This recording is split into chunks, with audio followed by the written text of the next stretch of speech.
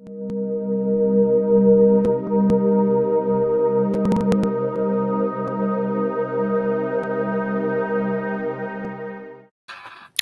hello again and welcome. Welcome to another installment of our Facebook Live series. We're doing an interview today, and I'm really excited that you're here to join us. My name is Guy Stevens. I am the founder and executive director of the Alliance Against Seclusion and Restraint. I began the Alliance a little over, probably about a year and a half ago now, as a way to raise awareness around the issue of restraint and seclusion in schools across the nation and really beyond. We've got a lot of friends now in all places all throughout the world, and we really want to affect a positive change to help make our schools safer for students, teachers, and staff. We know that there are better things we can do, and if we can do better, we know we need to do better. So today I'm very excited to have an interview with Alex Campbell, who is an amazing advocate related to restraint and seclusion, amazing self-advocate. We're going to be interviewing Alex today, but I want to let you know a couple things before we get into the interview. First, I want to let you know that we will be taking questions during this interview. We have a lot of questions lined up for Alex, but if you have questions, feel free to put those in the chat. We may hold off until later in the interview to get to some of those questions, so kind of keep that in mind. The event will also be, while it's live, it will also be available to view later on either Facebook or YouTube, and we also make it available as an audio podcast. So you have a lot of options. So I want to begin by introducing you to today's co-host. I've got today with me our co-host, Dea Cheney-Webb, and Dea is a member of the Alliance Against Seclusion and Restraint team. So it's really exciting for everybody to get to meet actually two members of our team today, because Alex is also part of our team. So Dea is a mom. She's got two teenage sons, one with autism, and she lives in Maryland and has been very involved in education in the Baltimore County area since about 2013, first serving as a chair and then a member of the area Education Advisory Council to the Board of Education, offering a lot of guidance on things like special education needs in the county, grassroots initiatives and coalition building, and really a big advocate of kind of building strong partnerships. She's been very active also in federal legislation for healthcare, education, and kind of civil rights of children with complex medical needs and disabilities.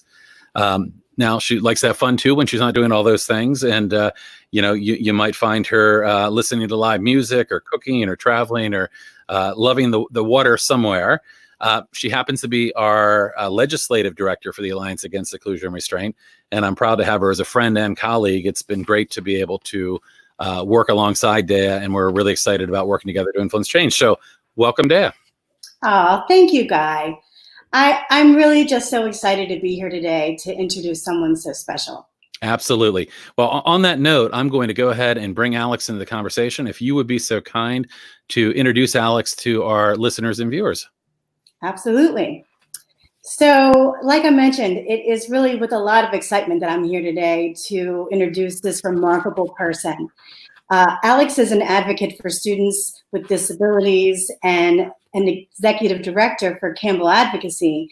But I wouldn't just say he's just any advocate. He's pretty much one of the most exemplary advocates I've almost ever met. I'm really lucky enough to get to work with Alex, as he is the Keeping All Students Safe Act campaign director for the Alliance Against Seclusion and Restraint. And he's proud to be a part of the education team at the Human Projects. He attends high school in a public high school setting in rural Virginia, enrolled in Powhatan's. Did I say that right, Alex? It's Powhatan. Oh, no, I didn't. It's fine. Everybody messes it up. Advanced College Academy program. So this means that while Alex is completing high school, he's also completing his associate's degree at the same time. Alex was diagnosed with autism spectrum disorder when he was 3 years old. When he was in elementary school, he was subjected to multiple counts of restraint and seclusion for disciplinary reasons. In 2014, Alex began advocating for the need to regulate the use of restraint and seclusion. He has inspired the creation of not one, not two, but 3 laws that have passed in Virginia. In 2018, Alex was invited to a congressional briefing and asked to reintroduce the Keeping All Students Safe Act to the United States House of Representatives. And he hopes to keep inspiring, and he does so daily, even just working with this team. Thank you for being here, Alex. Thank you for having me. And thank you for the introduction, Dea, and thank you for having me, Guy. Absolutely. Yeah, Alex, I was thinking back, and of course I'm going off script as I always do, but I was thinking back to when I first kind of met you. My son had been through restraint and seclusion, and I had in my research found a story about you. And I remember the story had the line about that you were working to shut down the seclusion rooms in Virginia. And I thought, wow, what an amazing story, and what an amazing person. And I remember sending you an email because there was a contact email there, and very quickly getting a response from you. And I was just honored that you would have the time to respond in such a personal way. And I remember making that connection with you and just being so inspired by all that you've been doing. And of course we've known each other now for a while. And last winter you joined our team. In addition to high school and Campbell Advocacy, also participating in the Alliance Against Seclusion and Restraint. Really excited to have you as part of this team, and excited about this interview. I've been learning more about you and your story as we've been talking, kind of leading up to this. And I know you and I had a chance to kind of talk about this interview as we prepared for it. And I appreciate your willingness to share your story. It really, your willingness to do that is influencing change. We heard Dea was saying about the things that you've influenced, and I know it's hard. I know it's hard whether you're a parent of a child or whether you're someone like yourself that has been through this. And I know it's hard for us to share our stories. And, we've had this, these traumatizing experiences that are hard to share. But the power, of course, is the inspiration that they can have in inspiring others to realize that they can influence change. And your story is really inspirational. I do want to remind you, though, that this is, again, you have been subjected to some trauma, some significant trauma through your experience, and that's what led you to this. If at any point you need a break, or you need to finish the interview, I don't want there to be any pressure on you at all. We know these things are difficult to share, and you and I have talked about the kinds of questions that we would talk about today, but I just want you to know that we're very sensitive to your experience. And again, we appreciate that you're doing this and sharing all that you're doing. But realize, for your sake and for others that may be watching this, hearing what Alex is going to share with you, some of that may be really difficult. And, unfortunately, I think that sharing it really, though, gives us the ability for people to understand what's happening and what it's like. So again, Alex, thank you so much for being here today. And we're really excited to start with our interview questions. And again, I'll remind people that we will have an opportunity for you to ask some questions as we go through. I may get to those kind of later in the interview, so just hold tight if I don't get to your question right away. So with that, Dea, I'm going to hand it off to you to ask a couple questions, and I'll pop in here as well. Great. I love to ask questions. That's right. So, Alex, we understand that you were first restrained and secluded in elementary school. I would love to hear more about this experience. And first, we talked a little bit about your background, but remind us with the audience here, how old are you right now? So I am 14 years old right now, and okay. I will be 15 in August. And then to go to more of your question, I was secluded and restrained in elementary school. I attended, I believe it was 7 schools as an elementary schooler. And many of them were private day schools. And that's where the restraint and seclusion happened. One of the seclusion rooms, and one I frequently speak about, had a black walls and no lights and a barbed wired window. And the principal would use a desk to hold the door closed.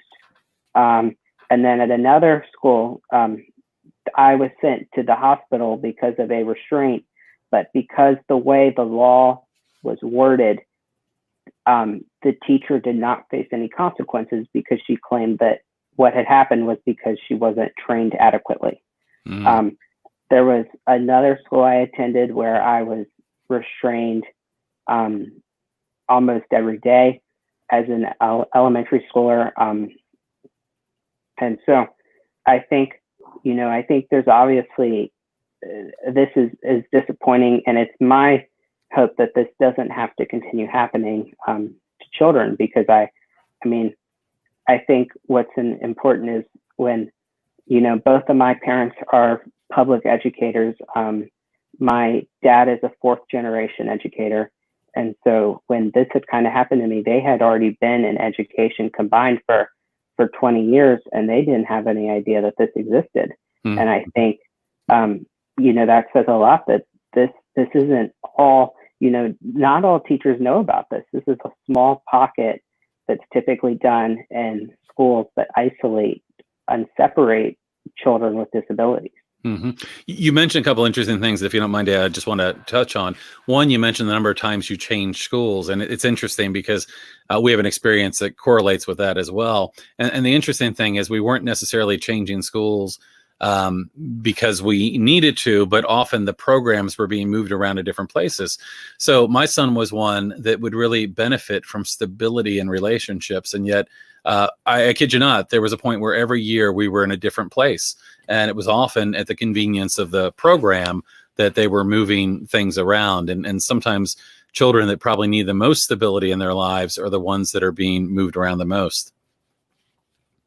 Yeah, that's what I've noticed as well. And a lot of times I was kicked out of school, I guess, for things that I considered unreasonable. So the school with the seclusion room, or with the block seclusion room, I was kicked out because my dad questioned the record keeping of the principal in terms of the use of seclusion, and he had made it obvious that the records were falsified, and the principal also recorded videos of me in the seclusion room and then disposed of them.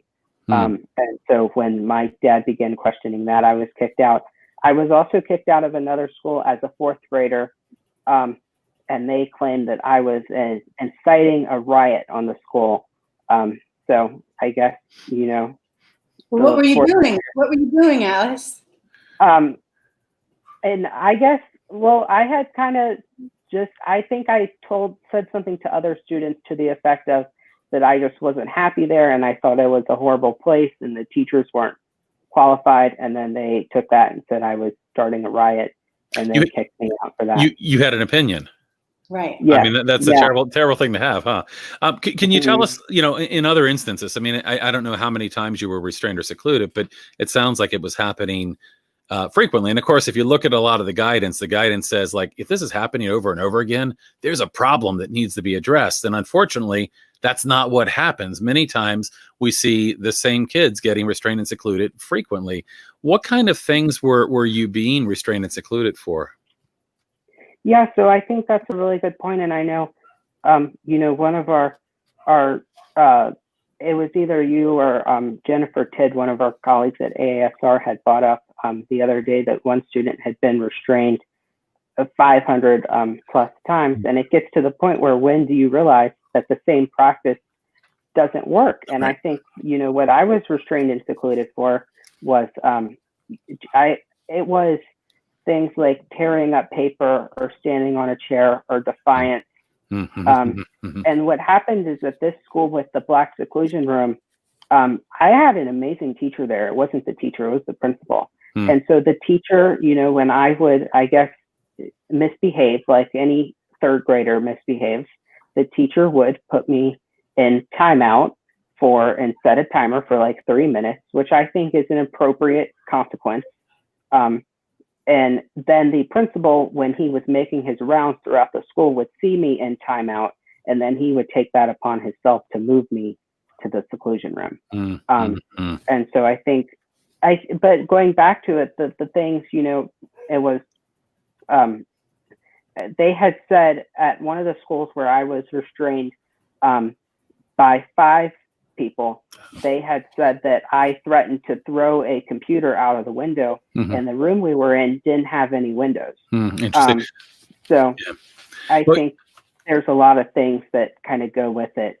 Right. Well, and one thing that's interesting, of course, is that one of the problems here is that we don't have federal law that's protecting kids and protecting, the large population of children with disabilities and minorities and boys that are subjected to restraint and seclusion. We don't have federal law. But if you look at federal guidance is clear and says, we shouldn't be using restraint or seclusion for discipline. We shouldn't be using it for minor behavior infractions. It should be used in situations of imminent serious physical harm. And that really is about a life or death type of injury that a student or someone else might be subjected to. And certainly your experience, you were not causing life or death injuries. You were being restrained and secluded for behaviors, for noncompliance, for having an opinion. And I mean, that's a huge problem, I think, not just in Virginia, but really across the nation. And self-advocacy, I think, having an opinion and then advocating for yourself, and you were 9, is that what you said? Yes. Well, and so what happened then, if you don't mind moving forward a little bit, once you changed into a private placement? Tell us a little bit more about what, your experience shifted into. So, I guess to kind of give you all a timeline, I started at my public elementary school where I was assigned, and then they had built a new elementary school, which is not my assigned elementary school, but they had founded this autism program there. And so I was moved there because, my parents were told that this program was the best thing ever. It was amazing. And then shortly after that, and this is, conveniently after the principal broke some federal laws and was put on a few plans by some people, I was kicked out of there and moved to a private placement because the principal, she had said she could no longer serve me in her school, and that was the excuse she used. And so what happens at these private placements is that principal didn't have to pay for it. It didn't come out of her budget. It came out of Powhatan County's budget, not even the school system. My standardized testing scores no longer reflected back on her school, and she didn't have to deal with me at all. So it was a win-win situation for her. And so what happened is I moved into these private day placements, and what I noticed is I saw a decrease in the instruction I was being provided. I saw teachers that were only required to have GEDs and high school diplomas, when in the state of Virginia and public school, teachers are required to have bachelor's degrees. They have to go through a certain licensure process, and most of them have master's degrees here. And so I think that kind of goes with it of why, these schools they're not adequate. And I felt, isolated. I mean, I would go to soccer practice and not know anyone who was my age there because I spent my day in segregation. Right. And so that's really what I noticed in these schools. And because they were segregated, it gave them an increased opportunity to use restraint and seclusion. Mm-hmm. Wow. Yeah, that's terrible. And it's not inconsistent with what data shows us from around the country. I've looked at data from my own state, Maryland, and while they serve a very small population of kids in these non-public placements, it represents about half the restraint and seclusion instances for the state. So it definitely seems like that is very often the case. One of the things that you and I talked about, talking about your experience. So we know that, restraint and seclusion can lead to serious injuries. It can lead to significant trauma, and it can even lead to death. And unfortunately, we've had some very sad stories, even fairly recently, about children that have died being restrained. And there are certain forms of restraint, of course, that are more dangerous. And one of those is something called prone restraint. And when you and I were talking about this, you brought up prone restraint, and you said, it's important that people understand what it feels like to have that happen to you. And I know this is an area that I don't want to put you in a sensitive spot, but that you had expressed interest in kind of sharing. And can you tell us a little bit more about that? Yes. So I was put in a prone restraint at a particular, and this was when I threatened to throw a computer out of the window in a room without windows. And I don't even remember saying that. So that could have been an excuse that they had made up. But it was done by 5 staff members, and they basically slammed me into the floor and held my face down into the floor. And I think, what happens in these prone restraints is not being able to, is you're not able to breathe because your face is literally in the floor. I remember at the same school, and this was kept very quiet. They had actually restrained a kid and had to call an ambulance because of what had happened. And somehow conveniently, they figured how to bring it in on the back of the school, and then take the kid out and make it appear very, quiet. And that's really what this is. And what I noticed at this school is the restraints that they used are all prone restraint and are all, require at least 4 or 5 people. And I think that's really the key thing is I think, well, we've had this conversation that everybody's, I always believe everybody has a valid opinion, but I think it just brings a whole new level to it when you've experienced, the prone restraint and not being able to breathe. And luckily I'm able to talk about it, but so many kids who face this don't have a voice to talk about it. Yeah, absolutely. And again, Alex, you and I have known each other for a while, and I'm always sorry to hear the experience that you had. My son as well went through an experience with restraint and seclusion, and it really is, really is terrible. And, the hope is that we can move people to do better things. But one of the points I wanted to hit on what you were saying is that sometimes one of the things that we hear from people is, especially in the education area, is we have people a little bit like, well, I'm trained in safe restraint. And based on my research, there's no such thing. But I'm kind of curious on what your take is on that safe restraint suggestion. So I think a lot of people in the education industry and even in the jail industry, the corrections officers are told that because you went through this training, what you're doing is now safe. And so what I've seen from a lot of these restraint training companies is they'll give out a pamphlet that says, restraint can cause death, restraint can cause restrictive breathing. But because you're being trained by us, you won't cause those things to happen. And that's what these people are told. And I think the narrative that there's such thing as a safe restraint is just false. And I really think that we need to, make people aware of that no matter what you do in a restraint, there's no such thing to make it safe. It's going to be unsafe. It's going to have safety risks, and it's going to have even the risk of death.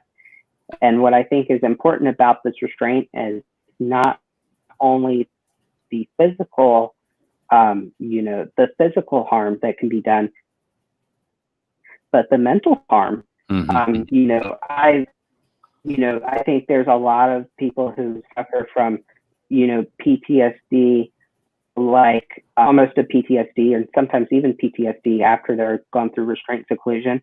I know some people, some staff members who have also required intensive therapy when they restrain and seclude children because they were told for the longest time that what they were doing was the right thing to do. And then one day they woke up and said, that's not the right thing to do. And it really took a toll on them as well. And so not only is this the physical and mental health of students, this is the physical and mental health of staff too. Absolutely. But in fact, that even kind of takes us to the next question, which is, I've got opinions on this, but I'm really curious about what yours are, which is, why do you think restraint and seclusion are used in schools? Why are people using these things? What's your take on that? I think it's an easy way out of a scenario. So one of the schools for the school with the seclusion room, instead of sitting down and having a productive conversation with me in his office, like I think any good school administrator would, it was just easier to throw me in a seclusion room and walk away and forget about it for the rest of the day. I think with restraint, rather than de-escalating, it takes less time. And for teachers, it's easier to just put someone in restraint than it is to try to de-escalate the situation. I think it's in a way cheaper. Instead of spending all this money on, on counselors or school psychologists or, mental health people, and on adequate de-escalation training. Schools can provide a one-time training where they teach teachers how to use restraint and seclusion, and it's very cheap for the school system. And that goes with private day schools too, because a lot of them operate as corporations. I mean, I discovered one the other day that it had an annual revenue of $188 million. The family that owns one of the schools I went to, they're worth $20 million. And so I think, it's all about what can they do that would be more efficient for them, less time and less money. Mm-hmm, mm-hmm. All right, Dea, you want to take a question here? Yeah. So, Alex, what do you think that teachers and staff can do, to be a part of reducing and eliminating these practices? I think that we talked a little bit about training. We talked about, de-escalation. Did we mention that word yet? Yes, I believe I mentioned de-escalation. De-escalation is always a great way that appropriately avoids restraint and seclusion. I think another thing would be specific trainings like UCARU with Kim Sanders. That obviously prevents restraint and seclusion. And I think we really have to root down to why are certain behaviors being exhibited by a child that teachers feel like would warrant restraint and seclusion?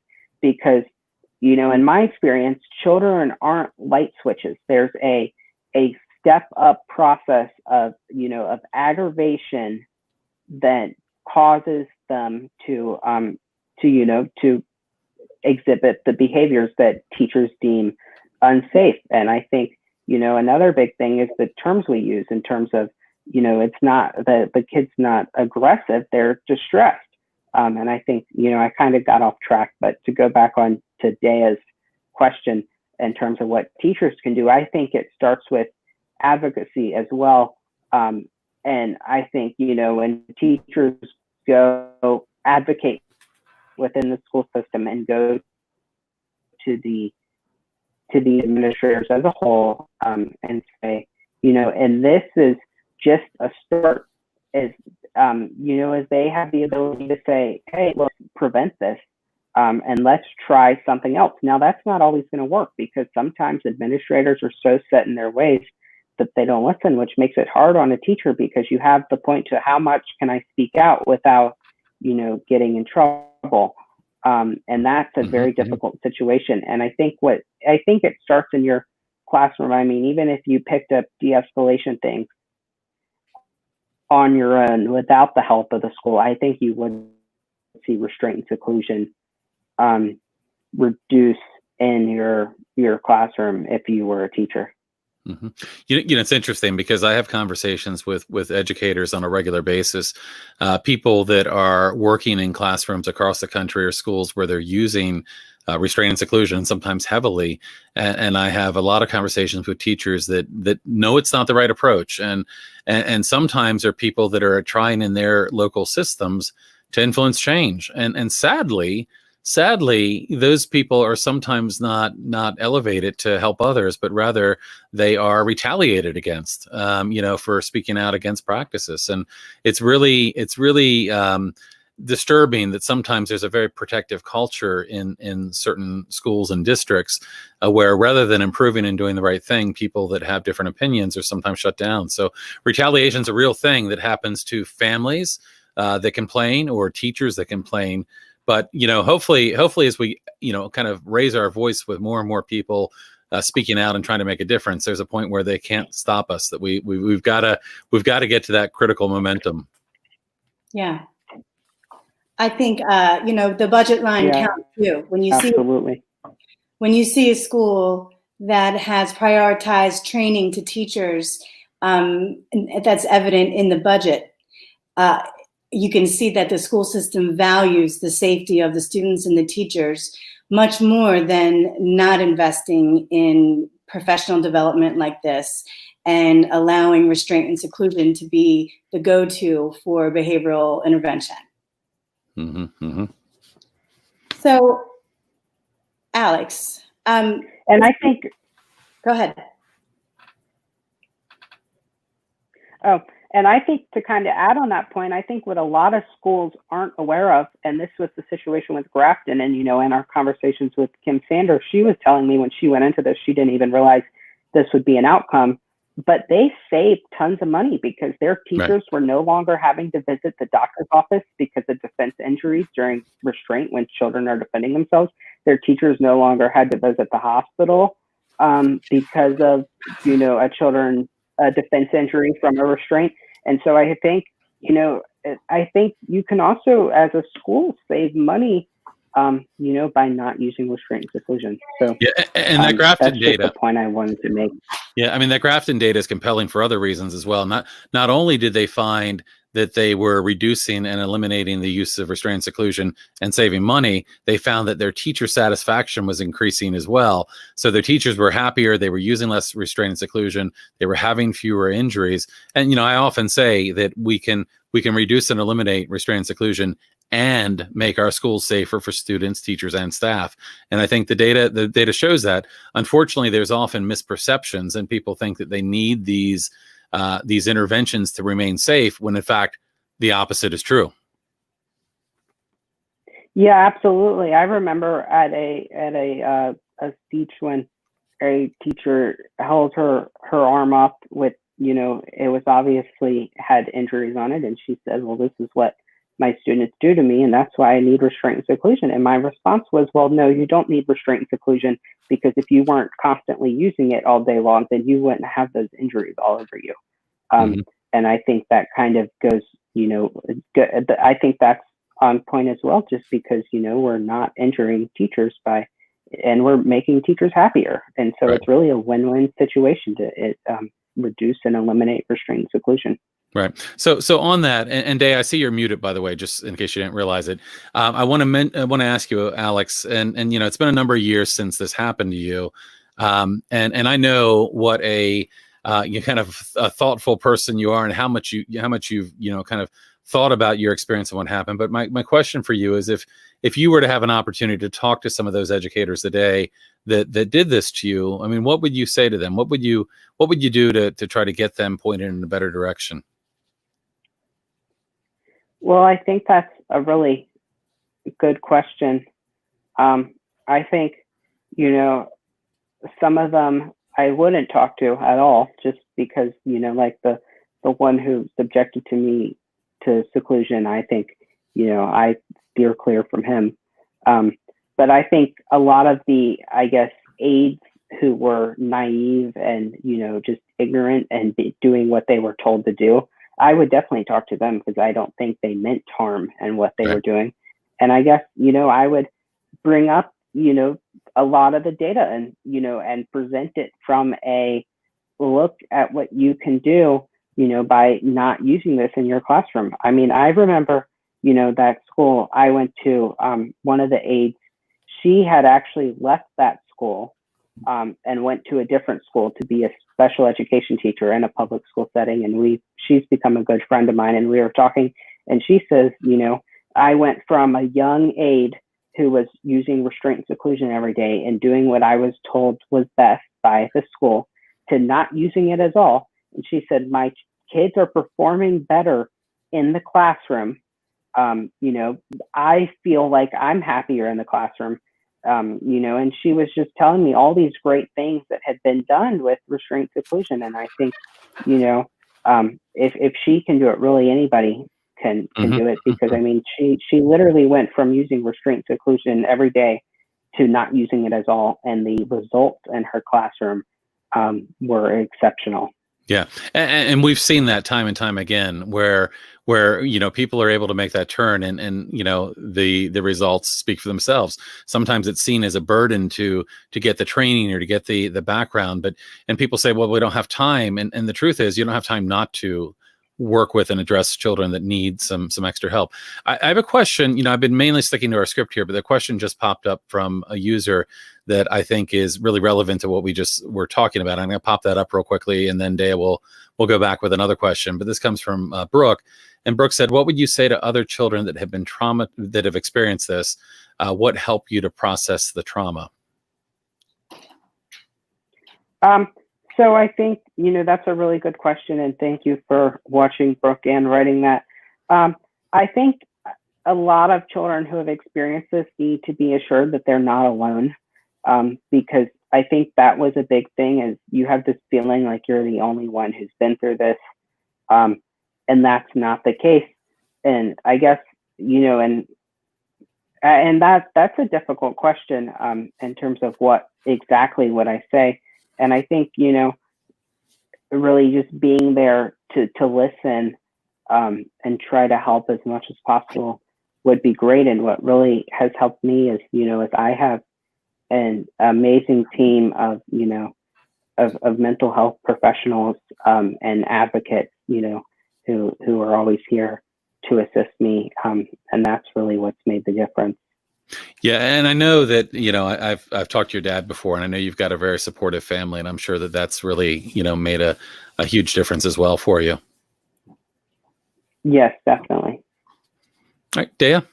Yeah, so, you know, it's been a number of years since this has happened to you. And, you know, having a son that is 16 now that this happened to in the 6th grade as well, you know, this question is important to me because my son has a few choice things that he'd like to say to the folks that were involved in restraining him. But I wonder, what would you say to the staff at the school that practiced these methods on you? Yeah, so I think, you know, I would to staff particularly, you know, I think I think some of them, you know, like I said, I wouldn't talk to, you know, who were all about the dominance and power, you know, and I think to the younger ones who were kind of, you know, just doing what they were told, I wouldn't necessarily, you know, be angry with them. I would approach it more of a, you know, I would try to educate them more than anything and say, you know, this is what can be accomplished by not using restraint seclusion. Well, that sounds really reasonable. So that kind of leads me into, you know, having this experience again, myself and my family. I wonder, how did this experience affect your family? Yeah, so I think it really affected, you know, my family in a way where it kind of became, you know, a big focus of ours in terms of, you know, and what we've tried to do is we've tried to turn it into a positive thing by taking it and using it, you know, to promote change in, you know, Virginia and across the country.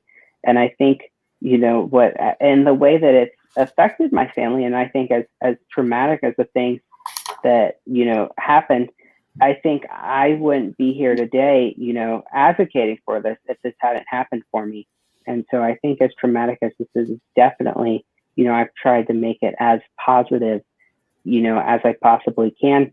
And I think, you know, family-wide, it's just kind of, I think it brought a new awareness to my family, you know, and that's not just my parents, but my extended family as well.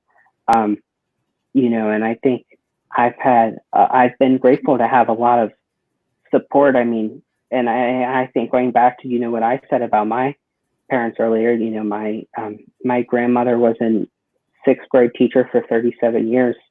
And I think, you know, she was appalled to hear that this goes on in our classrooms. And I've been grateful to have, you know, her support and the support of both of my grandfathers. And I think, you know, and my uncles and aunts. And I think it's really brought an awareness to the family of that, you know, what exists. And and that, you know, as horrible as this is, it does go on.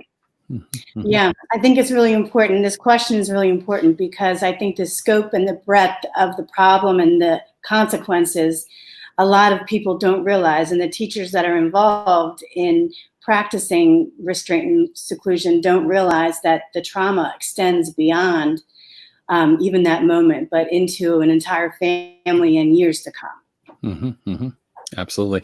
So let's tease this out a little bit in terms of your advocacy. So, you know, here you were victimized by restraint and seclusion. I mean, you were put through this thing that you should never have been put through, and that's hard enough. But how did you move from that position where, you know, you were having all these things happen to you to actually becoming an advocate? It's a huge leap. And I mean, oftentimes, you know, I talk to parents all the time who have gone through things like this with their family, and they're not sure how to get started. And you've made such huge leaps in your advocacy. Can you tell us a little bit more about kind of what got you started and what you've been doing?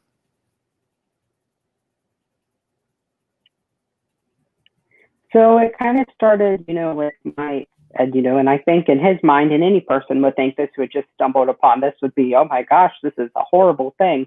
This has got to be illegal. And that's kind of where his research started. And then it became what do you mean this is perfectly legal? You know, how is that possible? And so he had kind of, he was in a class for advocates for people with disabilities. And he was kind of already in that just because, you know, for me, and he had happened to be in it with someone. Her name's Jamie LeBon, and she's the former executive director of the ARC of Virginia. And, you know, they were classmates in this class, and he had started talking to her about it. And then she did some digging together.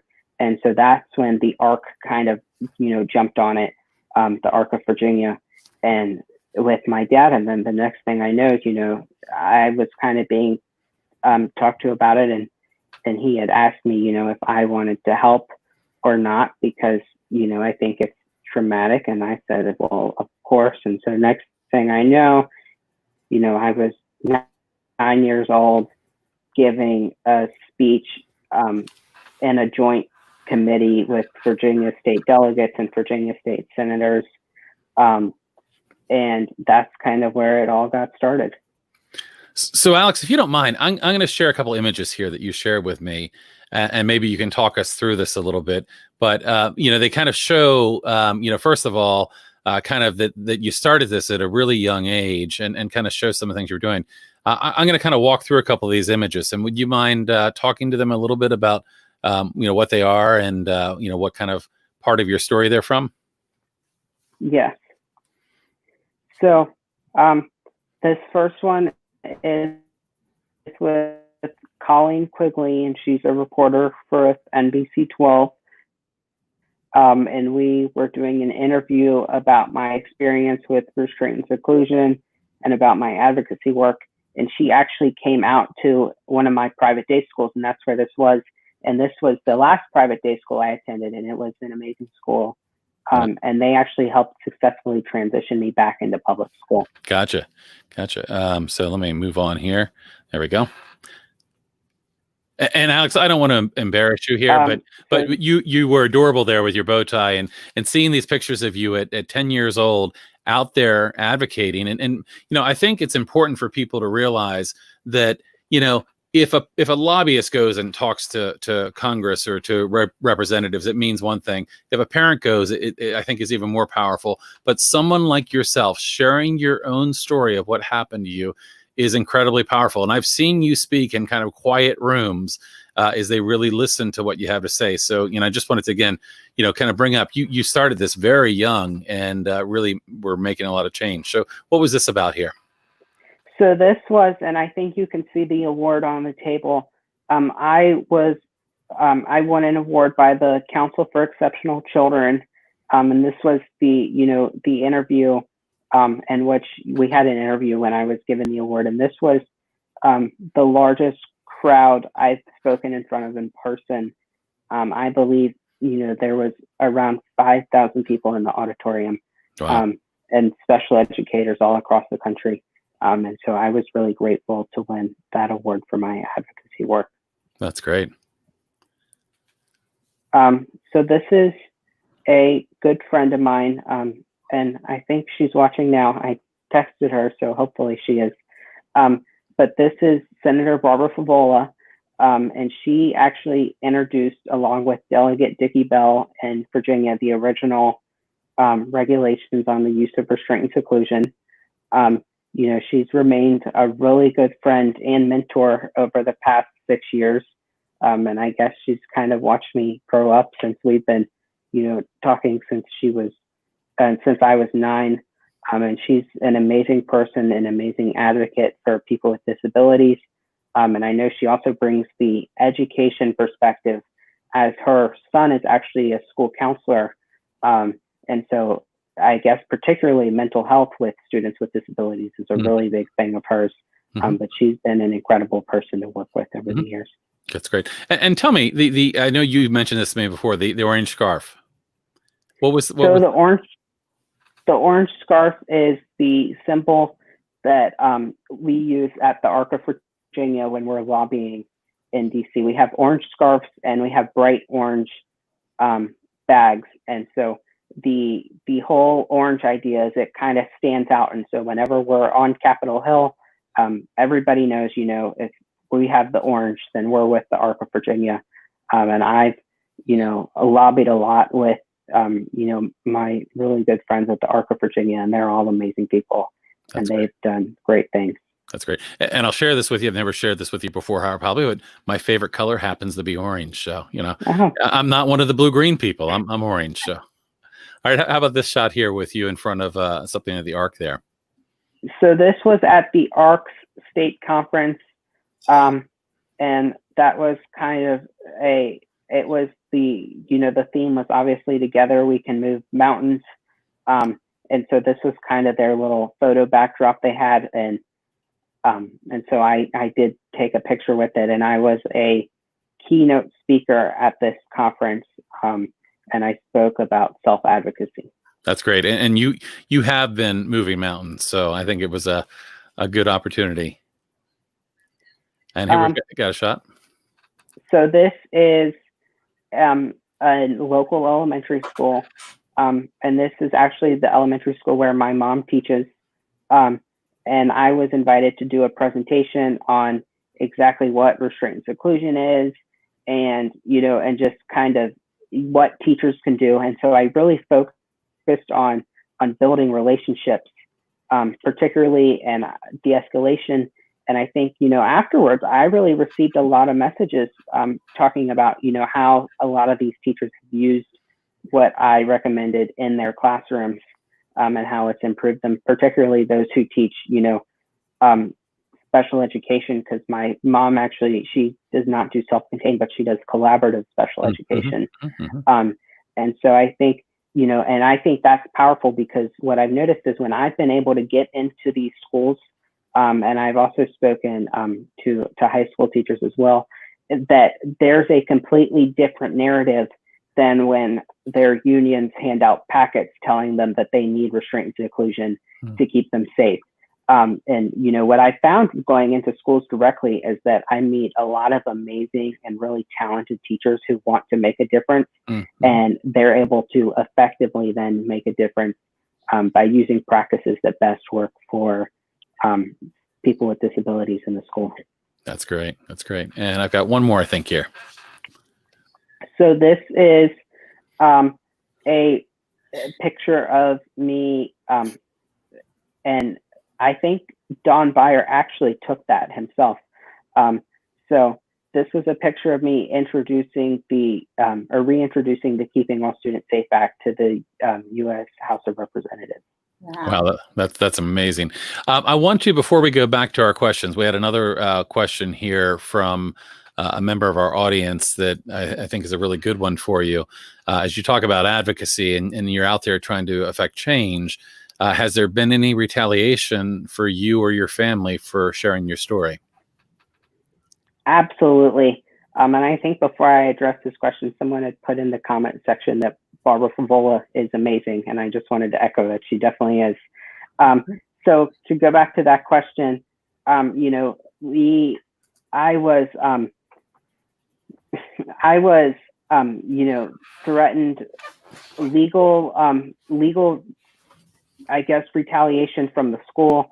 And this is the school with the family worth $20 million. And so they had the money to, you know, really come after me if they wanted to. And, you know, and they had told us that if we used their name, they would be suing us and we could see them in court. And they also threatened to sue Columbia University and USA Today. And so I think, you know, Columbia and USA Today had no problem with it whatsoever, but for us, it was a little bit of a different story. And I think, you know, and he told us to kiss our house goodbye. I mean, this is how far the people can go. And I think this is a big piece of retaliation, is the you know, when we went to sign the original regulations, you know, advocates, the governor, and, you know, myself and my family, we received death threats from anonymous people in the mail. And I think it's really it's for me, you know, it's where's the human decency, you know, where's the line of human decency when you start mailing, you know, 10-year-olds death threats, you know, where is your human decency? And that's really what it is. And so we actually had to cancel the ceremony for the bill. The governor signed it privately, but we could not have a formal ceremony because the security staff were concerned, or they saw it as a credible threat. And I really don't think we ever found out who sent them, you know, and it was definitely investigated, but it was never, you know, right gotten to the bottom too. Yeah. I mean, it's really upsetting and sad, and unfortunately, I've heard too many stories of parents and families and teachers and others getting threatened, you know, getting, you know, the fear of retaliation, people losing jobs. I mean, it's really terrible. I know I said I was going to stay on the script here, but I'm going to move off for one more second because there was a question that was brought up, I think that's really important. And this question is about the Keeping All Students Safe Act. And I just want to preface this by saying that, you know, Alex, you and Day are, of course, working together to develop a plan around promoting the Keeping All Students Safe Act. Can you talk a little bit more about what the Keeping All Students Safe Act is and kind of the work that you and Day are beginning to do to help support that? Yeah, so before I get into it, you know, like you said, I'm really collaborating with Day on this, and she's been a wonderful person to collaborate. She's an amazing advocate. But what the Keeping All Students Safe Act essentially does is it bans the use of seclusion. So we will, you know, 100% see seclusion go goodbye, because I think what we've discovered is that when there's a barrier between a teacher and a student, it makes the situation, you know, so much more unsafe. And then in addition, you know, I think the other big thing the Keeping All Students Safe Act does is I believe it bans prone restraint, if I'm correct. And then it also, in terms of other restraints, it really regulates it to where it can only be done in a life-threatening issue. And I think, you know, there's definitely some other things in the Keeping All Students Safe Act, but those are really the big themes that comes from the Keeping All Students Safe Act. Okay, great. Dea, you want to carry on with some of the questions? Yeah, absolutely. So, you know, in seeing all of the activities and your history that you've worked so hard in advocacy, you know, I find you to be very experienced. And I'm wondering, in your opinion, what do you think is the key to effective advocacy? You know, having 3 laws passed in Virginia, you know, leads me to believe you know a little something about being effective. So tell us a little bit more about that. So the biggest thing in Virginia that made it the key to effective advocacy, and this was important because at the time the 3 laws went through, we had Republican majorities in the Senate and House, but we had Democrat in the governor's office. And so the big key was bipartisanship. Barbara Favola and Delegate Dickie Bell, they worked very well together, and Delegate Bell is actually a retired special education teacher. And that the bipartisanship made a difference. You know, the ability to, put the divisiveness aside and make a difference for students with disabilities was, I would say, the biggest thing. The other big thing would be the media attention. I say the media makes a huge difference. When you're, and I think that's part of the issue with restraint and seclusion, is when we don't see this reported on a lot, but other issues, and I think about, maybe, I guess, like the whole issue of healthcare and the government.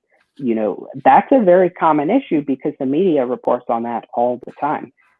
Whereas restraint and seclusion, there's a lack of awareness. And I really think, the media attention and the going and the bipartisanship is key. And also, being able to come to the table with other lobbyists. There's always we always have, what we want, but at the end of the day, compromise is part of it. And so, we had to sit down with the attorneys who represent these schools and say, what are we willing to compromise on? And that's kind of a part of it too. Now we definitely came out with the better end of the deal on that. But we didn't get everything we wanted. And that was, kind of the way it was. And there's always a chance to go back and get more. But I think, as sad as it is, it sometimes has to be recognized that not 100% of the goals can be met. Mm-hmm. Yeah, that is a big one. And to piggyback a little bit from that question, what do you think? Because I feel like, as an advocate, I feel like I know some of the things that are the most rewarding to me on a day of going out and getting busy in this way. I wonder, what do you think is the most rewarding aspect of your advocacy work? I think the most rewarding aspect is to see everything change for other people. Mm-hmm. I guess to hear from families and parents and teachers and people with disabilities that, that this really affects them in a positive way, that means so much to me. And I think that just really shows how important the advocacy work is that we're doing. Great. Agreed. So in your advocacy work, you're sometimes in a position where you are there providing testimony or kind of going up against paid lobbyists, people that are getting paid money to do this professionally. What's that experience been like for you? I think what I really learned is, and this was probably one of my biggest takeaways, at my, especially when I was younger and had no idea of how nasty some people in the political game can be. At 9 years old, I was called things like a liar. Was told I wanted to see teachers get hurt. Just all of these horrible things by these lobbyists who make, $600, $700, $800, $900,000 a year, all to protect these people. There were, I thought really the main lobbyists I fought were 3 lobbyists. One of them worked for a special education union. One of them worked for a superintendent's union, and one of them worked for one of them was a school board attorney, and then there was a 4th one, and they worked for Virginia's Education Association. And those were kind of the 4 I had to fight. And, and they were all best of friends. And that just made it even worse, because what happened is they would sit together and they would strategize what they were going to do together. And that just, and that made it tougher. I think, and this goes back to human decency. We had the chief lobbyist and general counsel of the VEA released an op-ed titled "Some Students Need to Be Restrained." And that's kind of where I asked, and I think, and some of the members of our team were at the board meeting where she spoke.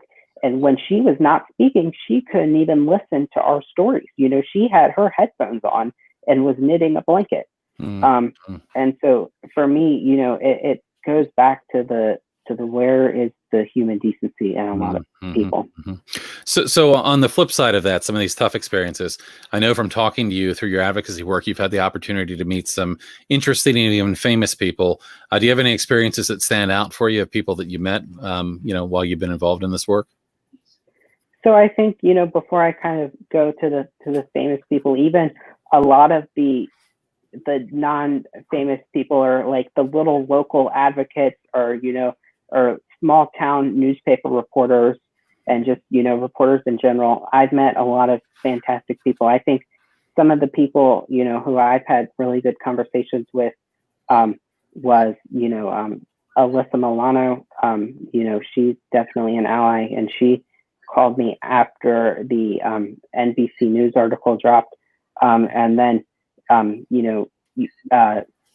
Kellyanne Conway, we've also spoken, and she watched my Fox News thing.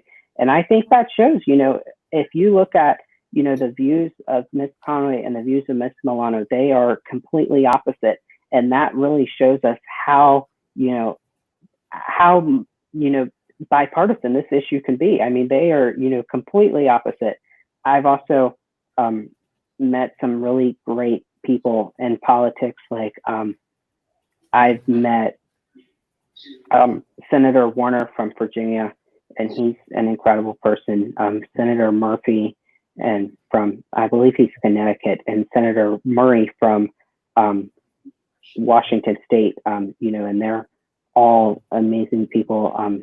Senator Meg Sally from Arizona, she was a great person to talk to, and she's big into mental health, and and her bipartisan bill actually shut down a lot of the mental institutions in her state.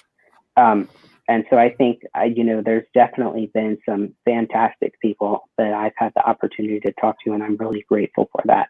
That's great. That's great.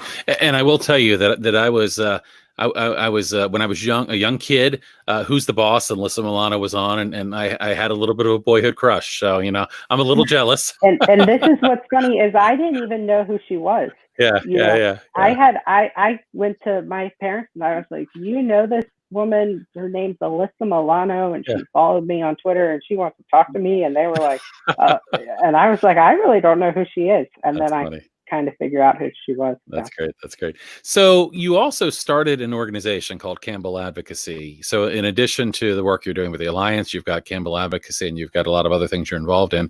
Can you tell me a little bit about Campbell Advocacy and kind of what you're doing and what your goals are there? So really our goal is similar, and we focused a lot on restraint and seclusion, but we tend to be broader, and our goal is really to just make a more inclusive, community for people with disabilities, and specifically advocate for appropriate special education. So we've done a lot of things like, we've definitely been on board with the restraint and seclusion regulations in Virginia and CASA, and we've been involved with that. We've filed a lot of complaints to both Virginia and the U.S. Department of Education, and even some State Department of Education who are outside of the state on behalf of families. We've connected families with, either affordable or pro bono attorneys to help them. And so I think, our big thing more than inside advocacy is directly working with families and helping them. That's great. That's great. All right, Day, you want to take a question here? Yeah, I'm interested. When you're not advocating, Alex, what is it that you enjoy doing? What kind of things do you love to do? So I play the piano. That's something I'm really into. And I guess, this, it relates to advocacy, but not the advocacy that, we focus on. As I've also, politics is my really big thing. I've had the opportunity to work on some campaigns for some amazing people in the state of Virginia, which I'm really proud to have been able to do that. And I think also, I am a horror movie fanatic. And so I definitely watch a lot of those. And I think, I don't have a lot of hobbies, surprisingly. Like horror, like Texas Chainsaw, or like Friday the 13th, or am I dating myself? I guess. No. You're not, because, so my parents were born in the 80s, so 80s horror movies definitely are a frequent thing in our house. But I think my favorite one would actually be Chucky. Not the new ones, but the older ones. I think those are great. And I got a doll that resembles him, and so we set it up around the house to freak people out. Mental note in case we end up at Alex's house, because that might just freak me out. I might be the one running out. Yeah. Dave, I want to give you a chance to ask another question, but before I do, I just want to mention to folks. So we've been going a little over an hour now, and gotten a lot of information, but I want to give people a chance if you have questions for Alex. So we've got another question or two that we might ask, but I want to invite you to ask any questions or make any comments that you might have in the chat. So Dave, why don't you take it away with that question, and feel free again, those of you that are watching, to put any questions or comments that you have in the chat. Yeah, so this is kind of like a wrap-up question as far as I'm concerned. Not that we're wrapping up quite yet, but in the big picture, what are your hopes and dreams? Like, where do you see yourself in 5 to 10 years? And then even further, if you've thought about it. So I definitely, my dream school would be the University of Virginia. And I think I want to major in political science. And I think I've kind of gone, considered 2 paths from there. And I think I either want to be a teacher or a lawyer, one of the two. And I've been leaning towards lawyer. And I think what I've realized is I've talked to like a lot of people, I guess it will all depend, because I could get there and it might be completely different than what I realized. And so I think, those are kind of 2 paths I'm leaning on, and I definitely plan on running for political office. And so if I won, I would be the first openly autistic person in either the Virginia House of Delegates or Virginia State Senate and Congress. I had a feeling you were going in that direction. Well, ironically, again, having had the privilege to know you, Alex, and get to talk to you and really, just get to work with you, I always forget, and I don't mean this in any bad way, but I always forget that you're 14, because when I'm talking to you, I feel like I'm talking to a graduate student. You are, you've done your research, you're very articulate and just a great person. And I always forget, I'm like, he's the same age as my son. He's 14 years old. And you're doing amazing things. And sometimes jokingly, I call him Senator Campbell, because that's just what I imagine happening. So, I'm hoping that, Alex, you've got a long career ahead of you of influencing change, and you're doing great things now. So we do have some questions coming up that I'll begin to pull up here. And let me just take a look. I'm going to bring this first one up here. From Dana, and that is, let's see. Oh, was it a 2-parter? Okay. Okay. So what are the best pieces of the bill, and what could we assist with trying to get added to the bill? So I assume we're talking about the Keeping All Students Safe Act. So again, what from your perspective you think are the best things about it? And, if there was anything you want to add, what might it be? Well, first, Dana, thank you for using our banner on your Facebook profile picture. Yeah, it looks great. But to add to the pieces of the bill, I don't think at the moment there's anything, oh, I'm sorry. I thought you asked what to add to the bill. No, the best pieces of the bill, I would say, are the ban on seclusion and the ban on prone restraint, because I feel like those are kind of the 2, at least my 2 big things that I'm trying to focus on.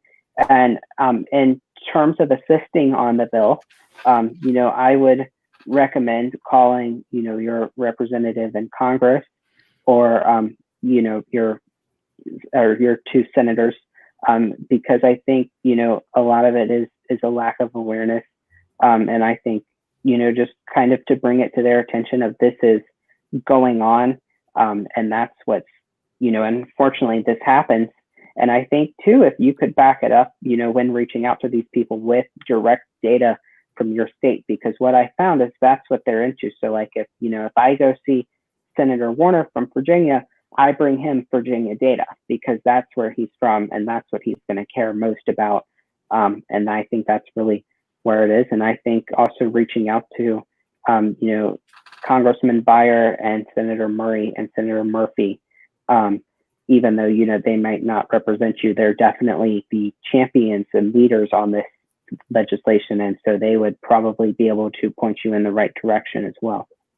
Yeah, and of course, I'll add, Alex, that in addition to that, the work that you and Day are doing around building a campaign to support the Keeping All Students Safe Act, I would just say to keep following us at the Alliance. We're working on some tools and ways to encourage people to participate in the process, and we're working on things like an advocacy guide and potentially letter templates and things like that to provide things that make it easier for people that want to get involved and do things. So I've got a question here from Linda. Were any of your incidents recorded? It often becomes the child's wits against the teacher, and others defend because they don't want to be involved in failure to report. Does your advocacy include fighting for cameras in classrooms? And so I guess by recorded, does she mean on paper or in terms of like physically? In reading the question and with the cameras of the classroom, I'm thinking that she's meaning that's kind of what I thought as well. Yeah. But reporting, of course, is an issue as well. So here's the thing: is that it's possibility that they could have been recorded. The principal used to hold up that camera, and when we asked for copies of the recording, he claimed that he never turned the camera on, and it was just used for a like intimidation, I think is the word he used. But I mean, I believe that it was on, and it wouldn't surprise me if he deleted the footage or did something to it. But other than that, no, nothing was really recorded. And I would also add, in terms of the fighting for cameras in the classrooms, is originally I was on the side of, there's two sides to this issue.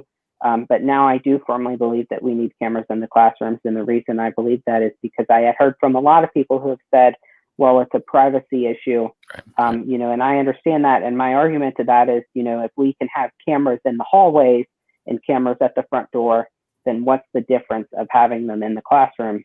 Because, it's still the same person and it's still the same face. Right. Yeah, and cameras are certainly a issue that has a lot of elements to it, and I think there's a lot of different opinions. But the one thing that I've heard, is that there are a lot of students that are being subjected to restraint and seclusion that are nonverbal.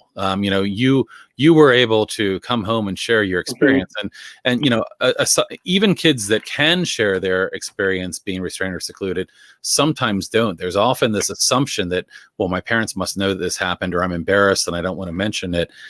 So from the perspective of a nonverbal student, there's something different to think about there, because there may be no other, And that's why I support cameras, and I think there are two sides to the issue. Like, another fear that I've had with cameras in the classrooms is teachers using them as a method of intimidation.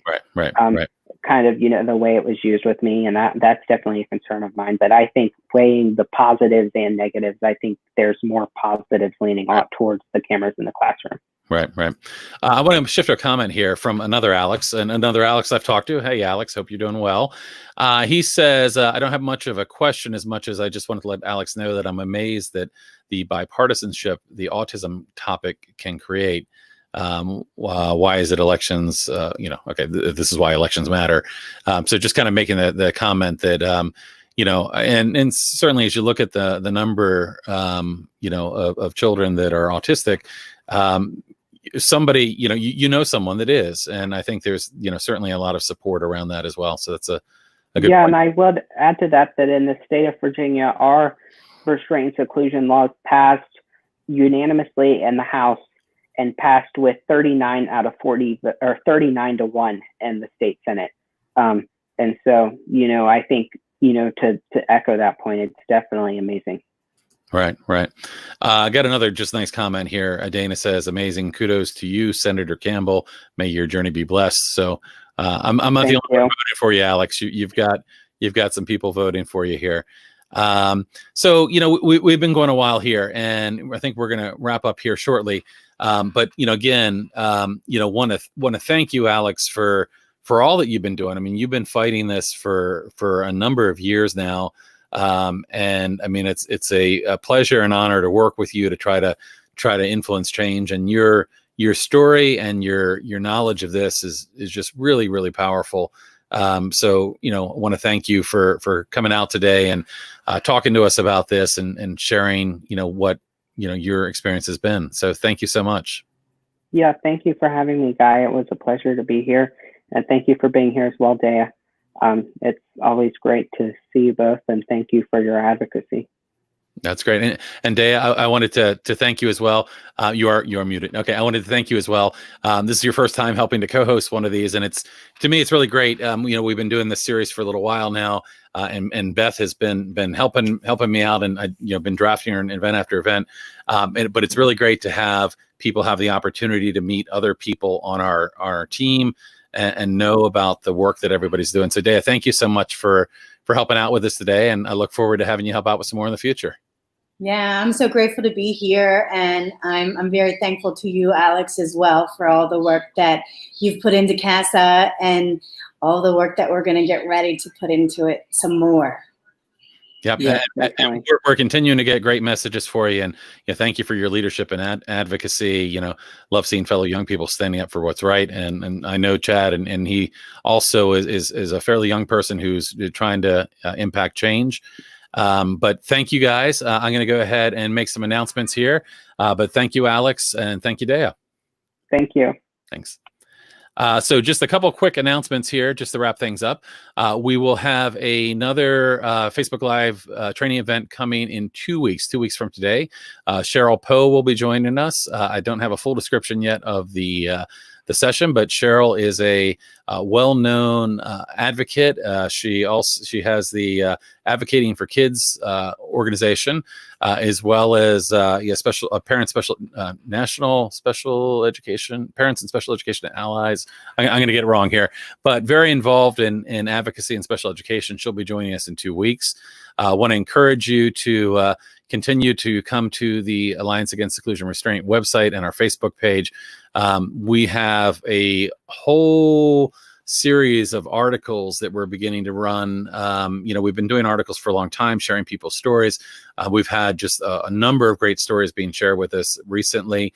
Appreciate all the people that have been reaching out to us that are interested in influencing change. And look forward to talking and sharing more of these stories with you. So hope you can join us again next time. And thank you very much. I would look forward to seeing you.